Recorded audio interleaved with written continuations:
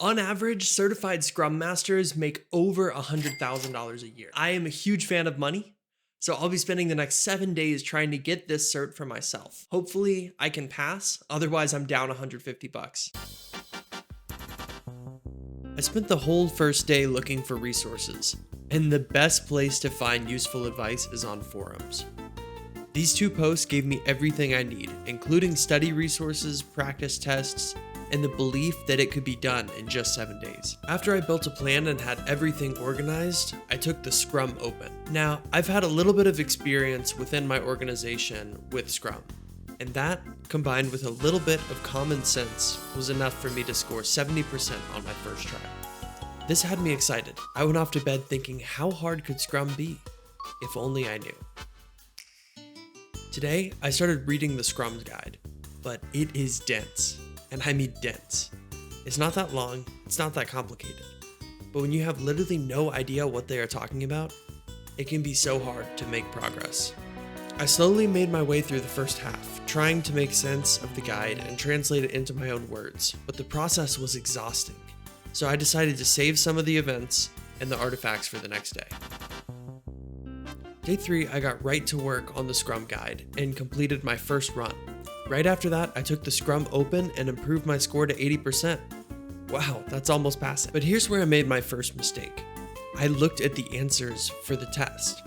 I was thinking, I need to look at the areas that I don't understand so I can focus on those and learn them. But realistically, I needed to be better at understanding everything about Scrum. Reading answers is only going to make the test easier and less helpful in the future. Either way, I felt good about the progress that I've made, and I went to bed ready for the next day.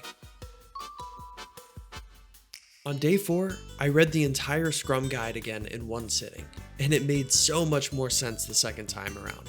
I mean, look at this quote. The first time I read that, I was like, what? But now every part of it makes sense. The study technique that I've been using was to write out all the facts, then make sure that each one is included in a condensed definition of whatever term I'm talking about. Things were really starting to make sense. My definitions were solid, and I had a pretty good understanding of how everything worked. I was confident that tomorrow I would crush the practice tests.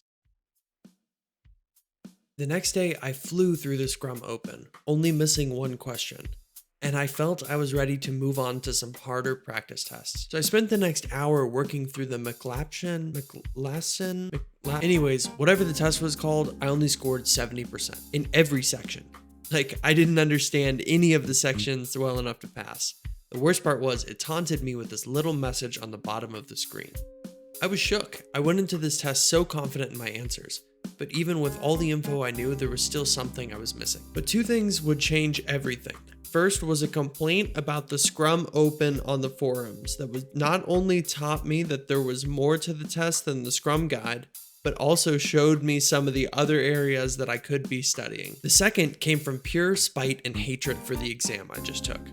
I went back through the entire exam in learning mode, question by question, compared the answer with the Scrum Guide, and found out that some of the questions were out of date. In learning mode, I scored a little bit better, but either way, I won back my confidence. I went to bed knowing that I needed to learn a lot more, but I was confident in what I knew. Considering it's my last day of study, I discovered the Scrum glossary way too late in the game, but it had all the terms that I was missing from my studies. I quickly went through it, adding definitions to my notes. After that, I reviewed all the other tests before taking a final practice test. Since it was the last day of studying, I went straight for the answers. And to my surprise, it was actually updated with the 2020 version. So I studied everything that I could, taking away all the lessons from the questions that I missed. Even though I only scored an 80%, I felt like I've learned as much as I can. Now all that's left to do is hit the sack and take the test in the morning. Oh my gosh, I'm so nervous, but I'm doing it. So let me show you the setup real quick. We've got on this side the full Scrum glossary. Right here, we're gonna be running our test. And then over here, I have all of my notes, including the Scrum Guide, a simple Scrum cheat sheet, and all of the practice notes that I've been working on for the past few days. So with that, we should be good to take it. Oh, pray for me.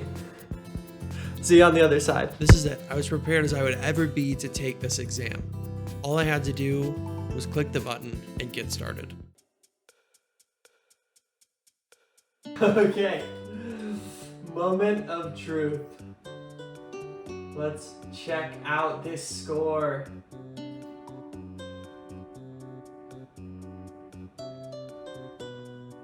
Let's go! Yes! Too easy. And that's it. I added the cert to my notes and started thinking about study tips for my viewers. So I completed the challenge and it was awesome, but just because I did it doesn't mean that I did it perfectly, and there's a lot that I would change if I would go back. So really, I would break this test down into 3 phases if you're trying to complete it. The first one is going to be preparation, which I've made really simple because I've added all of my notes to a free link down in the description. So I would highly recommend downloading that. It has everything you need to study.